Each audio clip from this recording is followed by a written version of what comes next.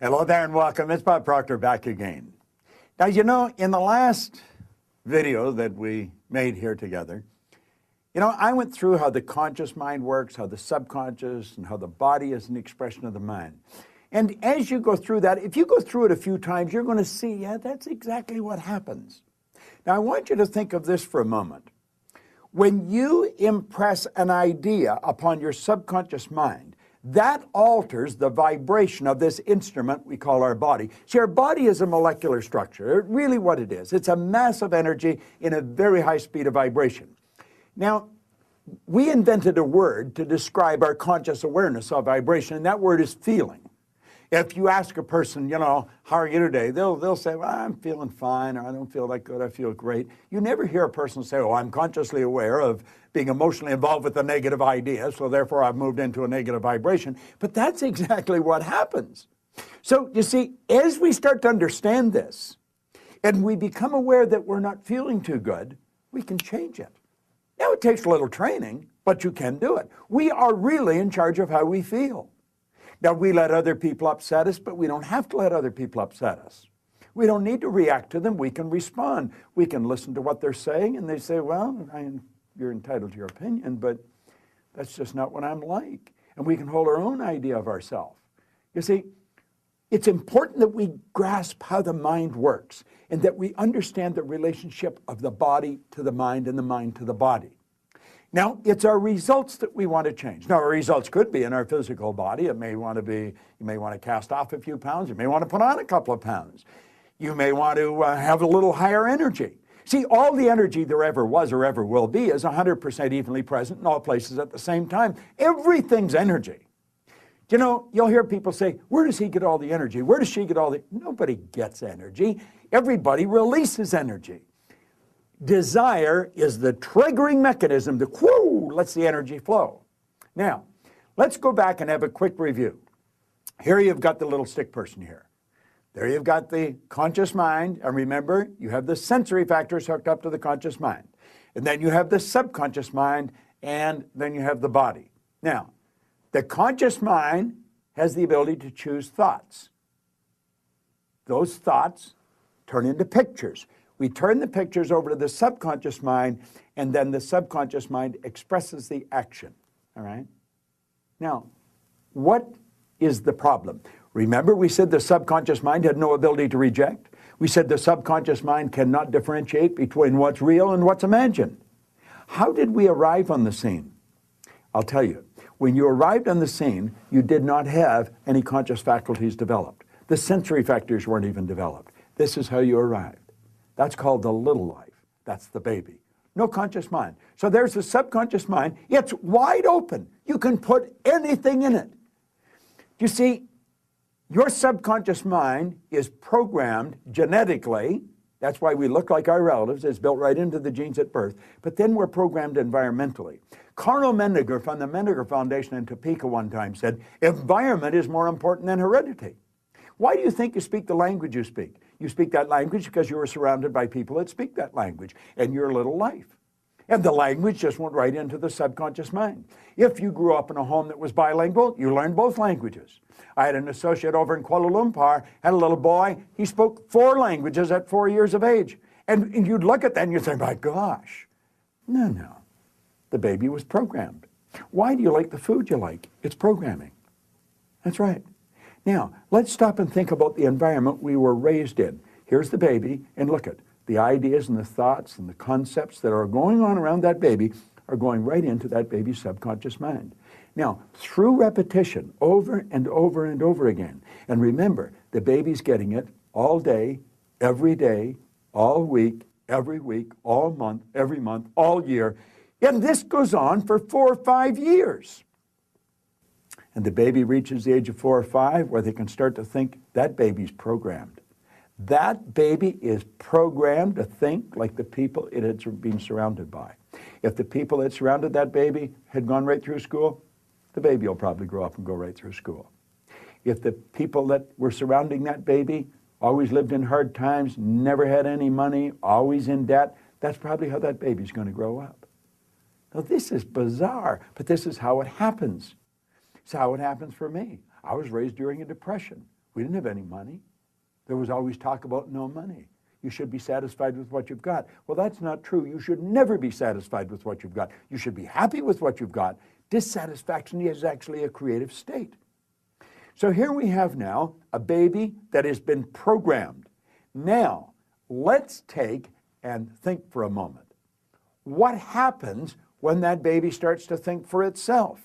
Now think of this. The paradigm controls the vibration controls the action which produces the result.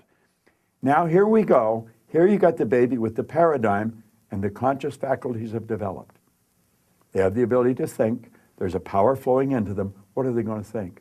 They're going to think thoughts that are in harmony with that paradigm. That's right. We've been raised to believe you go to work to earn money. Do you know that working is the very worst way to earn money? That's right. You should go to work for satisfaction, not for money. You provide service for money. You can earn money while you're sleeping. In fact, we have programs where we teach people to actually earn more money while they're sleeping than they'll ever need to use while they're awake. You say, well, that's a pipe dream. No, no. That's a paradigm that causes you to think that's a pipe dream. There's people doing that are nowhere near as bright as you. But here we are now. We've got the person. They've been programmed in their little life genetically and environmentally. That paradigm is nothing but a multitude of habits. A habit is an idea that's been programmed into the subconscious mind over and over and over again. Now, the paradigm is literally controlling the behavior. Consciously, you can think of one thing, but subconsciously, the other idea will be controlling you. See, we can sit down and we can read these self-help books, we can listen to the recordings, and we say, yeah, well, I can do that. That makes sense. That's logical. But then we can't do it. Why? Now think of this for a moment. I want you to imagine that you're going to accept an idea right now to turn your annual income to a monthly income. You say, well, I'd like that, but will you do it? Probably not. Your paradigm will stop you. See, your paradigm literally controls the results. Now, let's think of how the paradigm was formed. The paradigm was formed through repetition. The ideas being planted in your subconscious mind. Now, understand your paradigm dictates your logic. Your paradigm controls how you utilize your time. Your paradigm controls your perception of situations. Your paradigm controls your effectiveness. Your paradigm controls the amount of money you earn. If you want to change your life, you must change your paradigm. You see, to most people, it's illogical that they could take and turn their annual income to a monthly income. But if you follow our teachings, we'll show you exactly how to do that. We'll show you how to accomplish anything you want to accomplish, because what we're focused on is showing you how to change the paradigm. When the paradigm's changed, your life changes. It's a beautiful concept. It's an absolutely phenomenal concept. Now you know why you're getting the results you're getting. It has nothing to do with your intellect. Your intellect, you can figure out how to do things. That doesn't mean you're going to do them. You'll hear people say, I believe that, but their behavior would indicate they've never even heard of it. Why? We believe something on a conscious level. On a subconscious level, the paradigm believes something else. There's a word called praxis. Praxis is the integration of belief with behavior. We've got to take the beliefs that we have consciously, that we determine by thinking, and plant them in the place of the old belief. See, I used to believe that I couldn't do anything better than I was doing. I felt fortunate that I was on the fire department. The idea of building a company that operated all around the world, furthest thing from my mind. But you know something?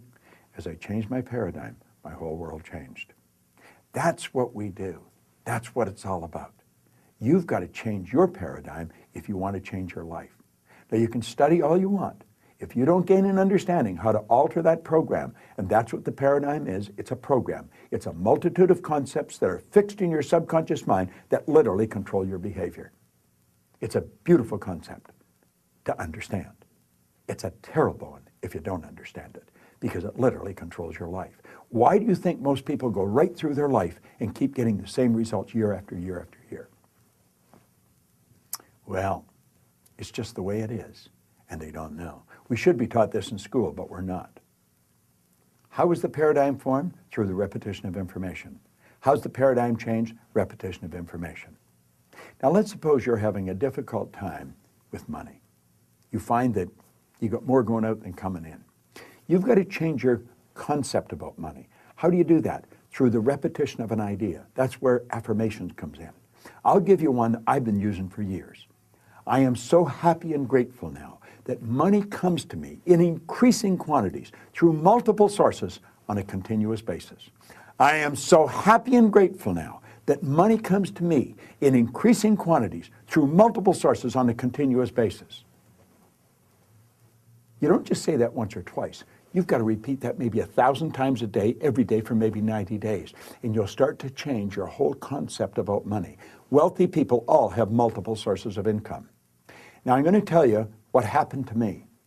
I drove around with a battery-operated record player and a long-playing record. And I played it over and over again every day for probably a couple of years. This was so totally illogical. It was behavior. Everybody thought I was losing it. And I'm reading the same book every day, Think and Grow Rich. As a matter of fact, I'm still reading the same book. And it was the repetition of Earl Nightingale's information and the book that changed the paradigm. I didn't know what I was doing. I didn't understand what I was doing, but I did it.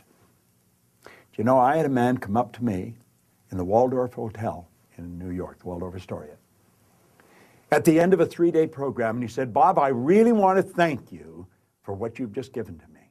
He said, for the first time in my life, I've understood how I accomplished what I did. I said, what did you do? He said, I won the gold medal in the decathlon in the Olympics in Melbourne, Australia in 1957. That's right. Milt Campbell. And he said, I never understood how I did it. He said, the next time you run a seminar, I want to bring my boys. And he did. Milt and I became great friends. In fact, Milt has a key to our house. He can come stay there anytime he wants. I live in Toronto. He's in New Jersey. But here was the top athlete in the world, a very best athlete in the world. He didn't understand how he got there. Most people that are very accomplished cannot tell you why they are. That's why they are. They've rewritten the program. They changed the paradigm. They might not have understood how they did it, but they did it. That's what our company is all about. We teach people how to change paradigms. I want to thank you for watching this, but I'm going to ask you to share it with other people. Share it with them. Say, come and watch this. Start a rapport. Build a rapport with people, you know. It's a great way to live. And this is great information to understand. Thanks for listening. It's Bob Proctor. I enjoy sharing it with you.